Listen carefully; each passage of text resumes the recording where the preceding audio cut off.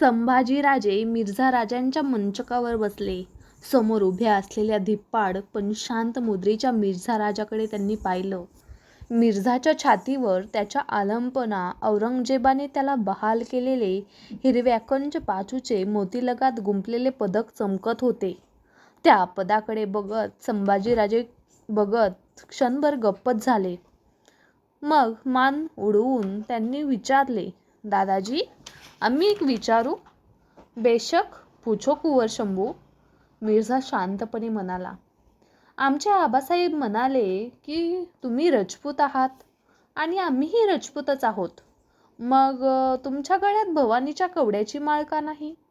त्या प्रश्नाने मिर्झा राजा हा दिल्ली दरबारचा थोर राजकारणी चरकला. त्याच्या डोळ्यात एक दुखरी छटा तरळून गेली. आपल्या छातीवरच्या हिरव्या पदकावरून कसला तरीच हात फिरवीत तो म्हणाला, बहुत रात उतर आई है शंभू, सो जाओ. संभाजीराजांना लेटते करून मिर्झा राजांनी त्यांच्यावर शालनामा पांघरला. स्वतः मिर्झा राजा त्यांच्या शेजारी कलंडला. चंडी चंडी असे पुटपुटत आपल्या हयातीत चुकलेल्या मार खाल्लेल्या वाटा आठवू लागला. कुसवे होऊन मिर्झा राजांनी संभाजीराजांवरची नजर टाकली. त्यांचा श्वास बिनकोर लयीत लागला होता. शामियानासमोर पेस जागेत शाही इतमामात बैठकीचा चौथरा सजला होता. त्यावर राजपुती वानाच्या तलम बिछायती हतरल्या होत्या. जरीबतूची नकसदार कलाकुसर असलेली खोळी घातलेल्या गिरत्या लोड मांडले होते. संभाजीराजांना नजराणा देऊन दिपवून टाकण्यासाठी तो चौथरा मिर्झा राजाने एका रात्रीत सिद्ध केला होता. चौथऱ्याच्या एका अंगाला सरपोसांनी झाकलेली पेहरावाची तबके घेऊन काही राजपूत धारकरी उभे होते. पिछाडीला अदबगिरीच्या मोठी पिंपळान पाने हातात धरून अदबगिरीने खडे होते. एका बाजूला शिंगे, तुतार्या, नगारे यांचा शहाजना ताफा उभा होता. तळावरचा तमाम हशमलोक तो नजराणा बघण्यासाठी जागा मिळेल तिथे दाटला होता. ज्येष्ठ वद्य द्वितीयेचा दिवस कासराभरभर आला होता, पण पावसाळी कुंदपणामुळे तसे वाटत नव्हते. आपल्या शामियानातून मिर्झा राजा जयसिंग संभाजीराजांसह बाहेर आला. राजपुताच्या अंगावर सोनेरी बुट्ट्याचा हिरवा कंच मोगली जामा होता. खांद्यावरून फिरलेले गर्द निळे जरीकाठाचे उपरणे होते. पाचू मडवलेला, मागे झुकलेला, झुरझुरत्या सफेद पिसांचा तुरेबाज किमोश त्यांनी मस्तकी चढवला होता. गळ्यात मोत्यांचे कंठे आणि हिरवे पदक होते. संभाजीराजांनी जरी कोयऱ्यांचा नकस कामा पांढरा सफेद जामा परिधान केला होता.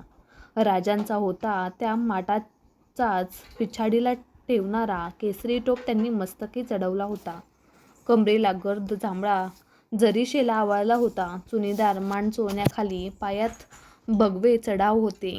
मोत्याच्या कंठाबरोबर छातीवर कवड्यांची दुपेरी माळ आणि कपाळी दोंदळी शिवगंध होते.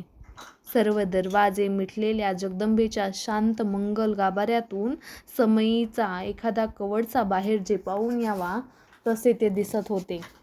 मिर्झा राजे संभाजीराजांसह बैठकीच्या रोखाने चालू लागले. शिंगाच्या कातऱ्या ललकाऱ्या शहरात उठल्या. शहाजणी वाजू लागले. आघाडीच्या खाशा स्वाऱ्यांमागून नेताजी, गंगाधरपंत कर्माजी, किरतसिंग, राहसिंग राठोड, चतुर्भुज चौहान, रामसिंग हाडा, मोहम्मद तरखान, तुर्कज खान अशी मंडळी अदबीने चालली. मिर्झा राजाने संभाजीराजांना हात पेश करून बैठकीवर बसते केले. आपण स्वतः बैठक घेतली आणि किरतसिंग व उदयराज मुन्सी यांच्याकडे इशारतीची नजर दिली. नजराण्याच्या पेहरावाचे तबक घेतलेला एक राजपुती धारकरी पुढे होऊ लागला. मिर्झा राजासमोर अदबीने वाकून हातातील तबके पुढे करीत तबकाला मिर्झाचा दस्तुरी स्पर्श देऊ लागला. तसेच पुढे होत ते तबक संभाजीराजांसमोर धरू लागला.